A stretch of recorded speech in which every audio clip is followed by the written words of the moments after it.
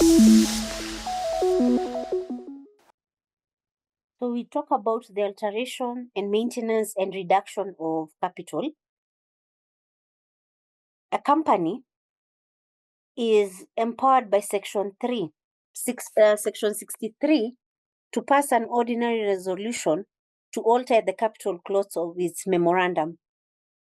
But it's subject to, again, the articles must confer that authority. If not, then a special resolution would be passed. So we also have a general meeting, and that alteration must be authorized by an ordinary resolution. So what we've said, well, the Companies Act enables the companies to alter the share capital. The articles must be followed. And where they do not provide, we pass a special resolution. So how do we alter? We can alter by increasing the company's share capital by new shares. We talked about that pro rata, where you're given 2 for every 5 held. You can consolidate and divide all or any of the company's share capital into shares of larger amount than the existing shares. This is also done whereby the existing shareholders are called and told that we intend to consolidate and issue shares of more value. You're always given the chance to opt out. It's never a must. So you can also alter the capital by converting all or any of the company's paid up shares into stock, or converting the stock into paid up shares of any denomination. Yesterday, we talked about converting shares into stock. Stock may be in multiples. Shares are never in multiples. So when you transfer shares, you transfer them wholly. Stock, you can transfer in those multiples. So how else do we do that? You subdivide all or any of the shares into shares of small amounts than is fixed in the memorandum. Remember, we had talked about 1,000 issued shares of 1 shilling each. So we can reduce them to be smaller amount, in the sense 500 of 1 shilling each or something like that. So how else do we alter? We can cancel the shares. When the letters of allotment are given out, and some have not been, when the shares are floated, the IPO or the equity, some are not taken out as in the nature. And there's no one coming up to take these shares that we hoped would get taken up. So you cancel them, and subsection 3 provides that it will not be deemed to be a reduction within the meaning of the act. So again, once we alter, as we have said, the registrar must be notified of what the company has done. And in the event of a failure to do so, again, every officer shall be fined.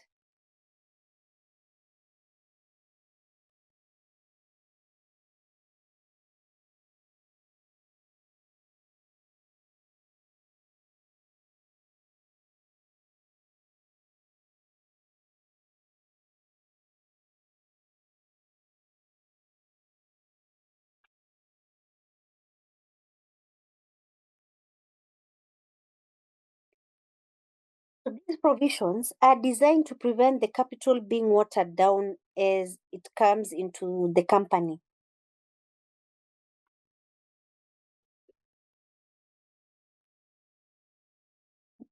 Why do we need to maintain capital? The acceptance of limited liability has led to a need to protect the capital contributed by members, since members will not be required to contribute funds to enable the company to pay its debt. Once you pay for all the shares you have taken up, you'll not be called again to assist the company to run. You've done your part.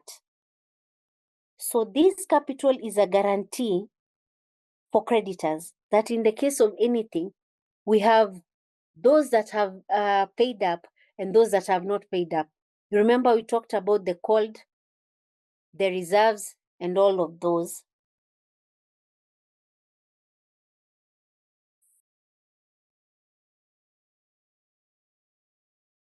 So the basic provisions are that from being watered down and from going out of the company once it has been received. We have said that it is a guarantee. And this is why whoever has shares is protected, and why you'll be called upon to pay up the shares you've not taken, and you're given a chance to add more shares. So when that happens, we have the issue of shares at a discount. And but in law, it's prohibited.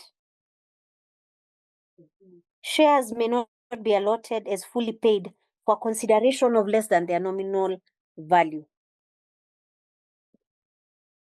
And shares have a low price, a low nominal value. We've talked about a shilling. So the Companies Act prohibits selling them at lower than that. And the only way they'll be called as fully paid as once allotted, they're fully paid up. So what is the minimum payment for allotted shares? And a public company may not allot shares unless they are paid up to the extent of 1/4 of the nominal value plus the whole of the premium. Yesterday, we talked about that application. Once you make an application and the company wants to allot, so they will look at how much you have paid.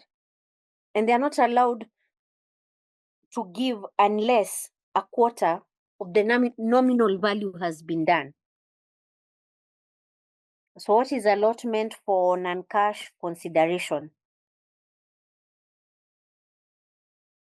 It's where a company allots shares that are fully paid or partly by an undertaking to transfer to the company a non-cash asset at a future date. But it must be transferred within 5 years of the date of allotment. So non-cash is where you use your assets to do that. And then how do we value this non-cash now that you're not giving what is expected? Your consideration is not cash. For a public company, it may not allot shares unless that non-cash asset has been independently valued by a person, by an auditor of that company. And this report must state that the value is not less than the nominal value. Again, we go back. Even if you're giving a non-cash consideration, it cannot be less than the nominal value stated in the memorandum and articles of association. For private companies, the court will not usually inquire into the adequacy of consideration.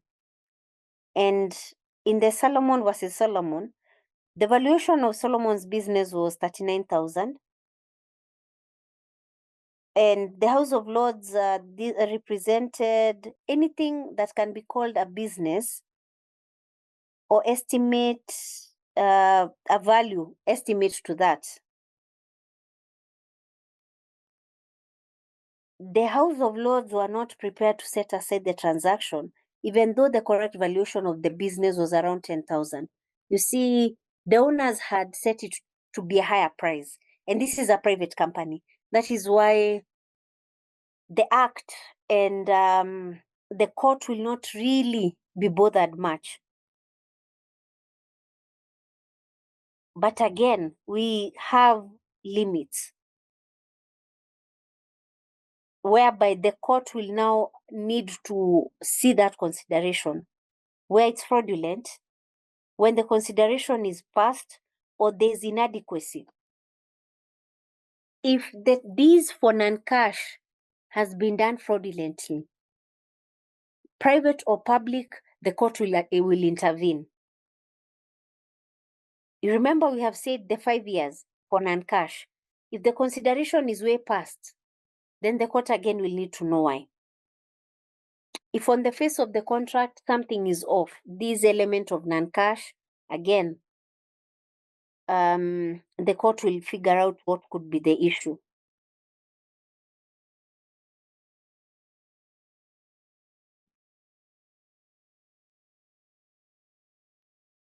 We have the reduction of capital, that is section 68, and the general rule as for the discounted shares, it's illegal for a company to reduce its capital, because we have said that when the shareholders pay up, or when they are called to pay up, it's a guarantee to the creditors. So when you reduce this capital that is available, you reduce the security, you reduce the guarantee. So in Trevor versus Whitworth, a company was incorporated in 1865, and its articles authorized it to purchase its own shares. So during the company's liquidation, a former shareholder made a claim against the company for the balance of the shares which he had sold to the company before the liquidation, but had not been wholly paid for. The liquidation rejected the claim, and the shareholders sued for breach of contract. The court held that the company had no power under the Companies Act to purchase its own shares, and that the purported purchase was therefore ultra vires and void. So, acting beyond the powers, Section 68 prohibits the company from doing that. And how is this done? What are the modes of reduction under Section 68? And number one would be by extinguishing the liability on any of its shares in respect of share capital not paid up. For example, a memorandum, the company's memorandum says 1 million divided into 100 ordinary shares of 10 shillings each, and the amount already paid per share is 5 shillings. Amount unpaid per share is 5 shillings. So the company will pass a special resolution to reduce the capital to 500,000, and the resolution is confirmed by the court. So the amended memorandum will read 500,000 divided into 100,000 ordinary shares of 5 shillings each, and already paid up is the 5 shillings. So the unpaid amount ceases to be payable and the liability is extinguished. So the court will allow you, when on the face of it, as we have read, initially we wanted 1 million divided into 100 ordinary shares of 10 shillings each, where we had an amount paid of 5 shillings each and amount paid 5.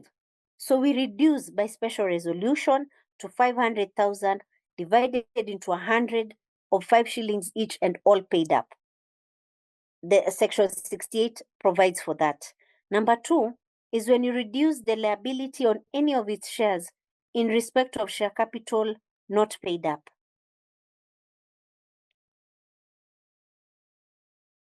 1 million divided, we'll use the same example. 1 million divided into 100 ordinary shares of 10 bob each. Amount already paid is 5 bob. Per share is 5. Amount unpaid is 5. So again, we pass a special resolution to reduce the capital to 750. The resolution is confirmed by the court, and our new memorandum will read as 750,000 divided into 100,000 ordinary shares of shilling 750 each. Amount already paid is 5 bob, and amount unpaid becomes 2 shillings and 50 cents. That is, we reduce the liability on the unpaid shares from 5 shillings to 250. We can also cancel any paid up share capital which is lost or unrepresented by available assets without extinguishing or reducing liabilities. We go back to our example of 1 million divided into 100,000 ordinary shares of 10 bob each. So amount already paid is 5 and paid is shillings 5. Then you receive 500,000 as banked by the company, 100,000 later withdrawn and used to buy goods for resale. After the goods are paid for and received, they're kept in the company's store pending delivery to customers. And because you're delivering them tomorrow, you feel it's unnecessary to insure them. Unfortunately, the same night, the goods are destroyed by fire. So 100,000 used to buy the goods represents the capital which is lost or unrepresented by available assets. So what do? We pass a special resolution to reduce the capital by 100,000. Remember, we never insured our goods because we assumed tomorrow we are sending them out. But the unthinkable happened and we have nothing to show for that. So we pass a special resolution and reduce by 100,000. So now it becomes 900,000 divided into 100,000 ordinary shares of 9 shillings each. Amount unpaid is 5 bob. The liability of the unpaid shares has not been reduced or extinguished. So amount paid becomes 4 shillings. And this mode may not, it's legally possible, but it may be questioned from a practical point of view because it's the shareholders who have lost their capital. And we must note that these reductions do not interfere with the dividends received. So we also alter by cancelling any paid up share capital which is lost or unrepresented. So in that same example of 1 million divided into 100 of 10 bob each, amount already paid is 5 and paid is 5. So when we assume the same amount, 100,000, so we pass a special resolution to reduce the capital by 200,000. So now we have 800,000 divided into 100,000 ordinary shares of 8 bob each. So amount already paid up is 5 bob and paid becomes 3 shillings. How else do we, as per section 68? We pay off paid up share capital in excess of the ones of the company without extinguishing or reducing liability. So for our million into we have 10 million divided into 1 million ordinary shares of 10 bob each. 5 bob paid on each share, 5 unpaid on each share. So we reduce by special resolution to 7.5 M by paying back to the shareholders 2.5 M out of the 5 million they had already paid into the company. So we amend again the memorandum. 7.5 divided into 1 M of 750 each. Amount paid becomes 2 shillings and 50 cents. Amount unpaid remains 5 shillings. So when do the courts come in?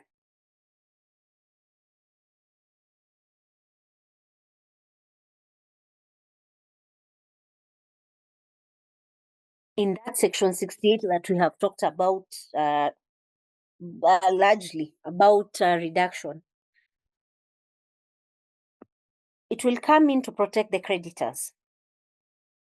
As you're reducing that capital, the creditors must be protected. Where the reduction of capital involves diminution of unpaid capital or repayment to shareholders, the creditors have a statutory right to object. You remember, this resolution is normally taken to court to be approved. So creditors have a right to object, and they'll give their views. So the creditors must consent, and either they give an alternative security or their debts have been paid off. So when they don't consent, the court will not allow Section 68 to work. We also talk about the protection of members. And you remember, we have talked about minority members. Their interests must be protected at all costs. So again, the actions of the company must be bona fide. The directors cannot propose anything that will not benefit the members and the company itself. Where the minority feel that the majority have done something that will put them at risk, then again, they will object to this resolution being passed. We talk about the protection of the general public, where the shareholders have not been properly and correctly informed about the real causes. And it's seen that the general public as potential members should be told about the truth about this reduction. The court may make an order requiring the company to publish the reason for this reduction, and again delivered to the registrar. The reason the general public is, you see, there's a difference between members and the general public. I may not be a member today, but I may want to buy shares in that company. So the court will direct the company to provide reasons and to publish them, such that when a member of the public decides they want to become members of that company, they are made informed, they are aware of what was happening.